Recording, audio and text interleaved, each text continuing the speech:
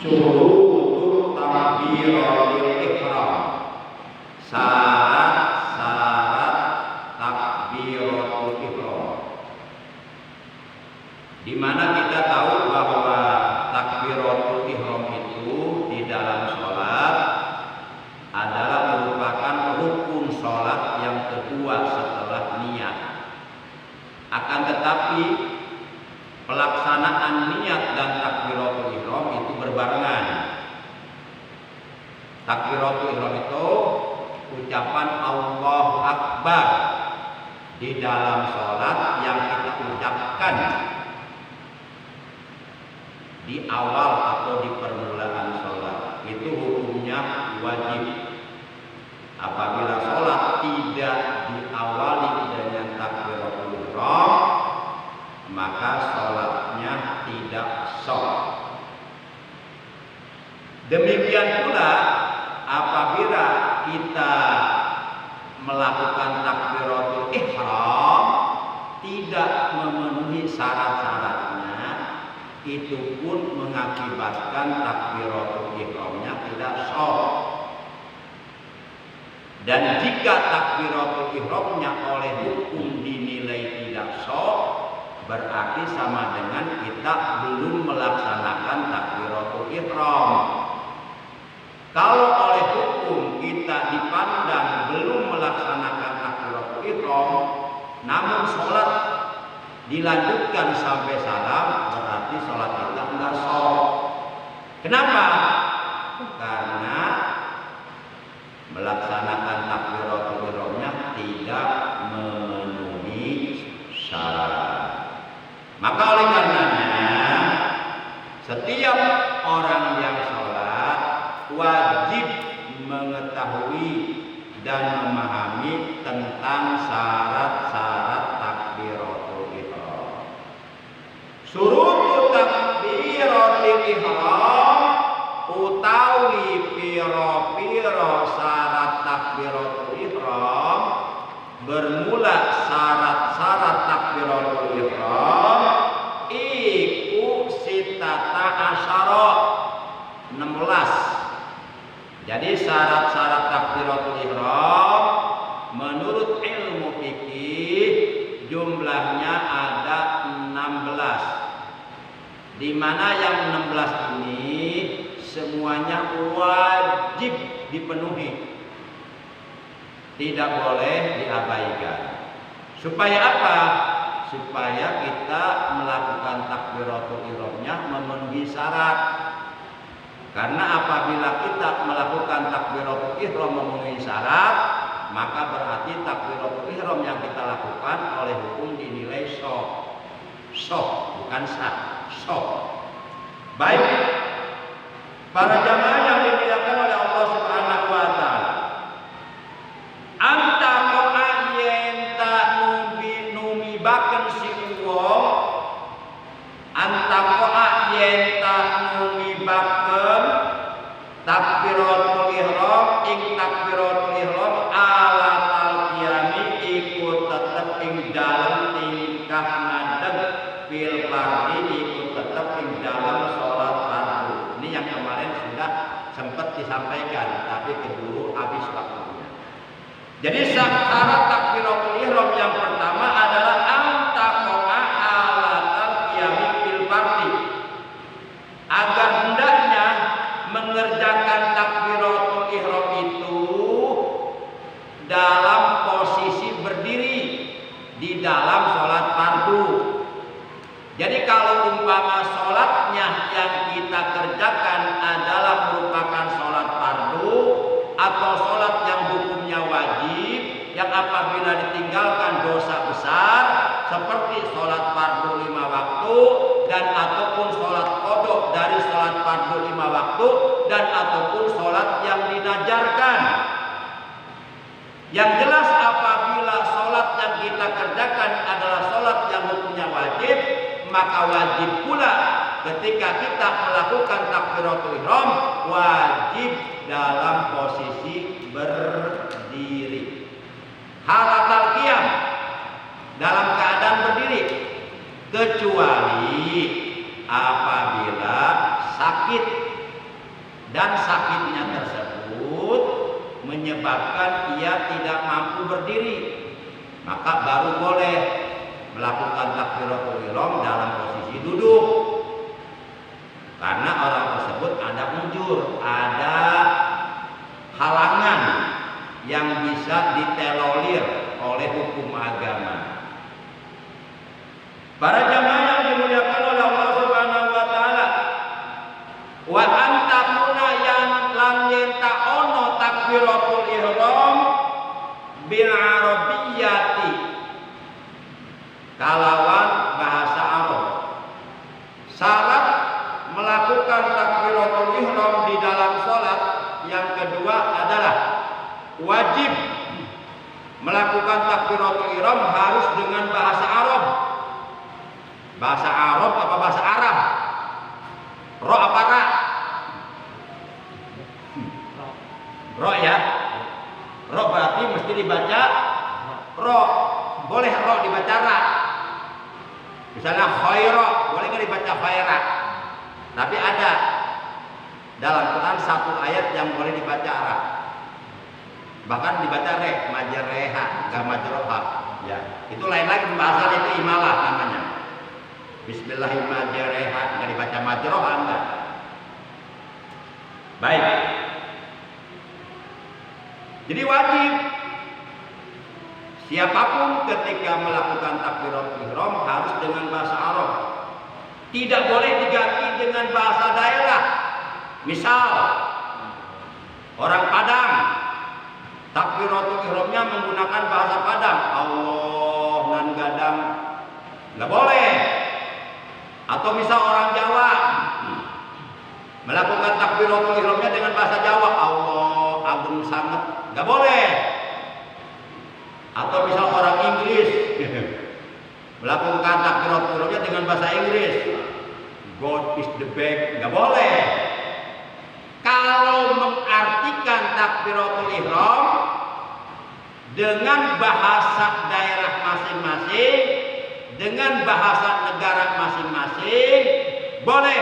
Tapi itu pun hanya boleh dilakukan dalam hati, nggak boleh diucapkan. Misal orang Cina, takbiratul ihramnya tetap Allahu Akbar, tapi boleh dia mengucapkan makna dari lafaz Allahu Akbar di dalam hatinya dengan bahasa Cina. Karena orang Cina mengartikan takbiratul ihram ya tentu dengan bahasa Cina. Dia nggak bisa dengan bahasa Sunda karena dia bukan orang Sunda. Boleh mengartikan makna dari takbiratul ihram di dalam hati.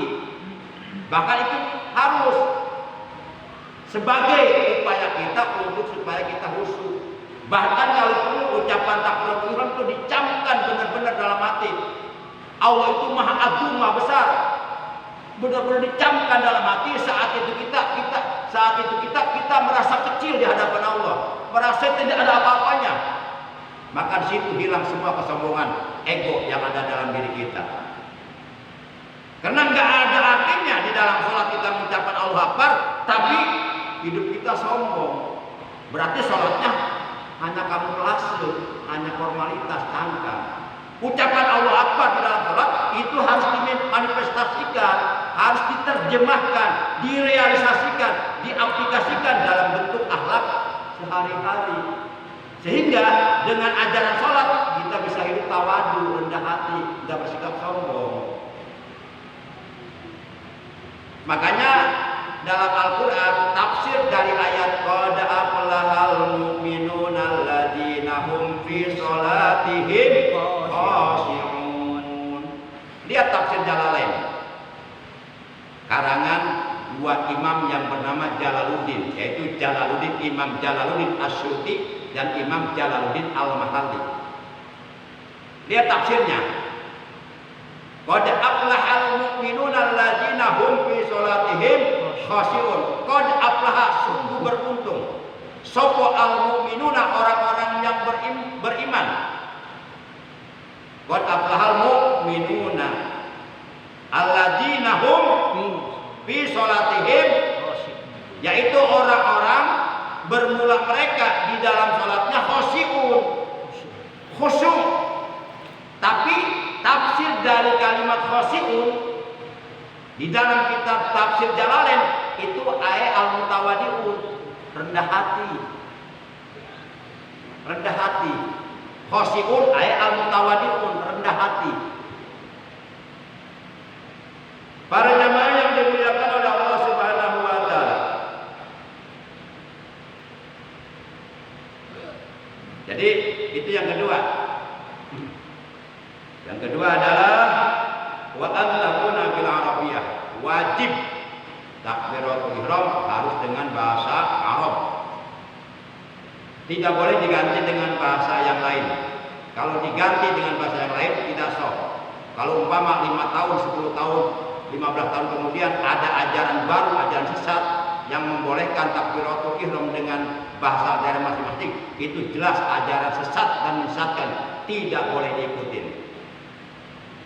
Dari mulai turun perintah sholat, dari mulai pertama kali Rasulullah melakukan sholat subuh, setelah beliau menerima perintah sholat, sampai hari kiamat tetap takbiratul ihram harus dengan bahasa Arab.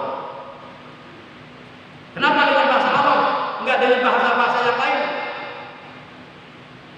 Karena kata Nabi dalam hadisnya, ta'allamul arabiyyah fa innaha lughatul Qur'an wa lughatu ahlil jannah. Belajar kalian bahasa Arab karena sesungguhnya bahasa Arab adalah bahasa Al-Qur'an dan bahasa ahli surga. Nanti di dalam surga seluruh ashabul jannah, seluruh penghuni surga, mereka ngobrol, bercakap-cakap hanya dengan bahasa Arab, tidak ada bahasa yang lain. Bahkan nanti di alam kubur kita ditanya oleh malaikat munkar nakir dengan bahasa Arab, marbuka, man nabiyuka, man dinuka, man imamuka, ma qibatuka, ma ikhwanuka, itu semuanya bahasa Arab.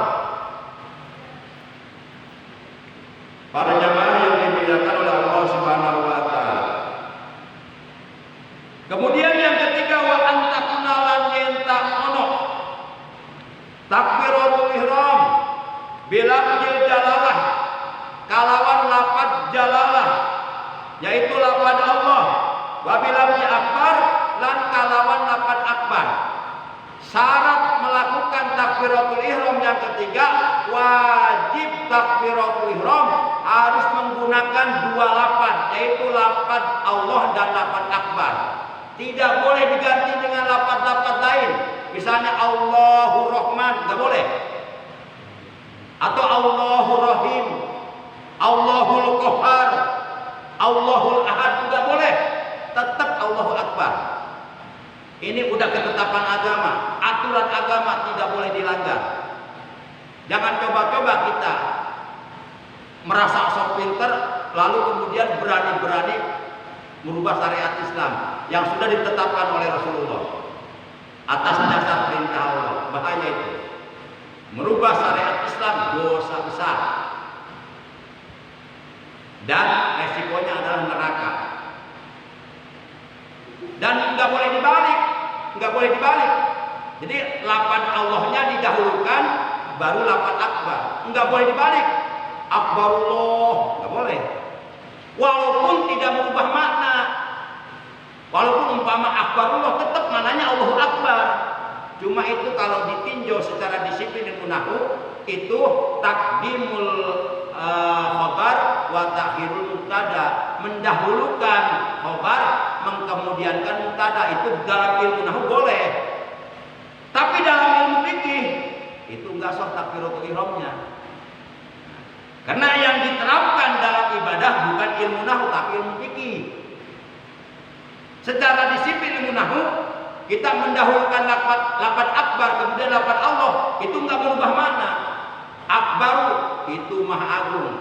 Allahu bermula Allah. Artinya Allah maha agung sama. Allahu bermula Allah, akbaru itu maha agung sama. Enggak ada perubahan makna. Cuma terjadi perubahan pada kedudukan kalam atau tarkibul kalam. Tapi tidak ada perubahan makna. Tapi kalau umpama dibalik itu enggak sah takbiratul ihramnya. Misalnya nih, Pak Ujang imamin sholat subuh di sini. Abdullah. Nah, jadi enggak takbiratul ihramnya? Enggak jadi. Padahal itu berubah makna enggak? tapi nggak boleh. Sudah begitu ketetapannya.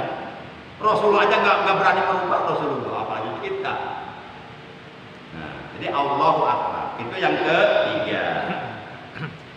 Kemudian yang keempat, watartibu, wajib melakukan takbiratul ihram itu harus tertib.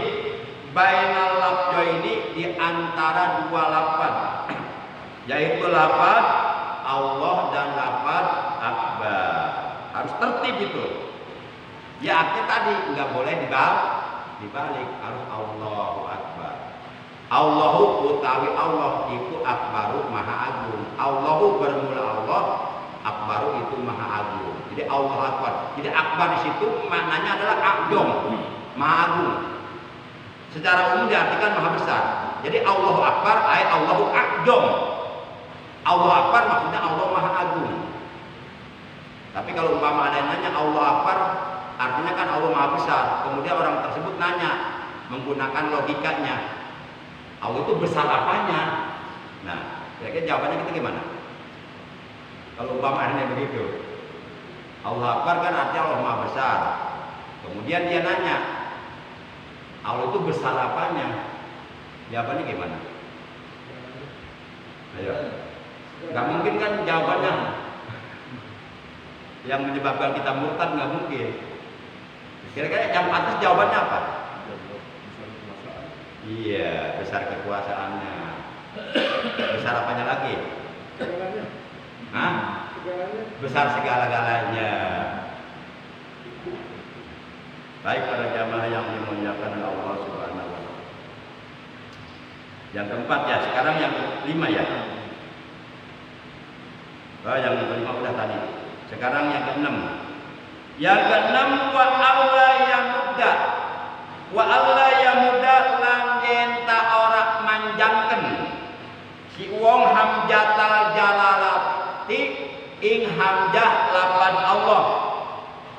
Nah, jadi yang keenam, tidak boleh memanjangkan hamjah pada lapan Allah. Lapan Allah itu kan terdiri dari 4 huruf. Huruf pertama hamzah, huruf kedua lam, ketiga lam, keempat ha. Allahu. Hamzah, lam tidak patah, lam patah la. Itu asalnya alif, lam alif patah asalnya. Cuma diganti dengan fathah mamdudah, fathah berdiri tegak. Ha damahu jadi Allahu. Nah, itu hamzah yang ada pada lapan Allah itu tidak boleh dipanjangkan, sebab kalau dipanjangkan berubah mananya. Nggak boleh. Allahu Akbar. Nggak boleh. Nggak sah itu. Kalau umpama ada imam takbiratul ihramnya seperti itu udah ketahuan takbiratul ihramnya nggak sah. Atau huruf ba-nya dipanjangkan. Allahu Akbar. Itu nggak sah takbiratul ihramnya. Yang seperti ini jangan jadikan imam, bahaya. Mengakibatkan sholat berjamaah berantakan. Nah, rugi para makmum nanti nggak dapat pahala berjamaah. Kalau diimami oleh imam seperti itu. Saya pernah mendengar tuh mengucapkan takbiratul ihram banyak dipanjangkan Allahu Akbar. Aduh, kacau udah. Dan nggak benar ini. Harus hati-hati. Makanya kita malam ini membahas tentang syarat-syarat takbiratul ihram. Tidak boleh memanjangkan hamzah pada lapan Allah dalam takbiratul ihram. Itu yang keenam. Kemudian yang ketujuh, wa adama maddi ba'i akbar. Yang ketujuh, syarat takbiratul ihram itu tidak ada mad, tidak ada bacaan panjang pada huruf ba yang terdapat pada lapan akbar. Di lapan akbar juga terdiri dari 4 huruf, hamzah, kaf, ba, ra. Jadi ucapan takbiratul ihram Allahu Akbar itu jumlah hurufnya semuanya 8. 8 Allah 4 huruf, 8 akbaru 4 huruf. Nah, 8 akbaru huruf ba-nya juga tidak boleh dipanjangkan. Ada yang mengatakan kalau umpama 8 akbar dalam ucapan takbiratul ihram di dalam sholat ba-nya dipanjangkan seperti Allahu Akbar. Ada yang mengatakan itu maknanya berubah. Mananya bukan Allah Maha Besar lagi. Akbar itu gedung besar artinya. bedug besar. Awas hati-hati. Para jamaah yang dimuliakan oleh Allah Subhanahu wa taala. Kemudian yang kedelapan syarat takbiratul ihram adalah wa alla yusaddidal ba'a. Yang kedelapan wa alla yusaddidal ba'a. Lam nyenta ora nas didaken si wong al ba'a ing huruf ba. Nah, huruf ba pada lafaz akbar itu tidak boleh ditasdidkan. Contoh, ini bacaan takbiratul ihram yang salah karena huruf ba-nya ditasdidkan. Contoh, Allahu akbar. Itu udah gak benar. Allahu akbar. Itu udah salah. Enggak sah takbiratul ihramnya. Nah, itu yang ke-8. Kemudian yang ke-9 wa alla yazida lan nyenta ora si wong wawan ing huruf wawu sakinatan kang maten au mutaharikatan atawa kang den harokati baina kalimata ini di antaranya kalimat loro. Jadi yang ke-10 syarat takbiratul ihram tidak boleh menambah huruf wawu sebelum lafaz Allah. Tidak boleh menambah huruf wawu. Tidak boleh menambah huruf wawu di antara lafaz Allah dan lafaz akbar, enggak boleh. Misal Allahu wa akbar berarti kan menambah huruf wawu kan? Itu sebenarnya kalau secara makna enggak bermasalah. Itu wawunya bukan wawu atau. Tapi menurut tinjauan disiplin fikih apabila menambah huruf wawu, menyelipkan huruf wawu di antara lafaz Allah dan lafaz akbar di dalam takbiratul ihram itu mengakibatkan takbiratul ihramnya tidak sah. Jadi nggak boleh Allahu wa akbar, nggak boleh. Yang keberapa tuh? 10. Berapa 9?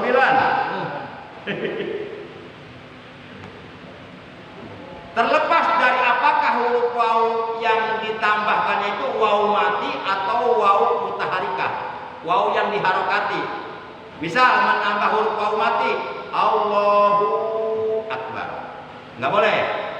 Berarti itu ada huruf wawu, bu setelah a ada wawu berarti.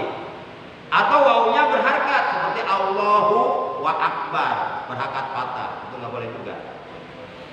Jadi terlepas dari apakah wawunya wawu sukun atau wawu berharakat, itu sama sekali tidak boleh menambahkan huruf wawu bainal kalimat ini di antara lafaz Allah dan lafaz akbar di dalam takbiratul ihram. Para jamaah, berhubung sudah masuk waktu isya, nanti pembahasan mengenai syarat-syarat takbiratul ihram belum tuntas. Semuanya ada berapa tadi? 12. Hah? 12. Ada 12 semuanya. Baru dibahas berapa tadi? 10 ya? Berarti 6 lagi ya? Baik, insya Allah sisanya yang 6 lagi kita bahas nanti pada malam-malam mendatang. Hari kita malam ini cukup. Semoga apa yang kita bahas dari awal hingga akhir seluruhnya oleh Allah benar-benar dijadikan ilmu yang bermanfaat untuk memperbaiki, untuk menyempurnakan ibadah kita kepada Allah. Karena ibadah yang kita lakukan benar atau tidak, sempurna atau tidak, itu sangat bergantung kepada ilmu. Makanya qalil amal yanfa'u ma'al ilmi wa katsirul amal la yanfa'u ma'al jahli. Amal sedikit apabila dilakukan dengan dasar ilmu itu akan bermanfaat. Amal yang banyak apabila dilakukan dengan kebodohan tanpa didasari ilmu itu tidak bermanfaat. Artinya akan menjadi sia-sia. Jadi peranan ilmu agama dalam rangka kita menjalankan ibadah kepada Allah itu sangat menentukan. Jangan sampai kita rajin ibadah tapi di akhirat ibadah kita ditolak oleh Allah.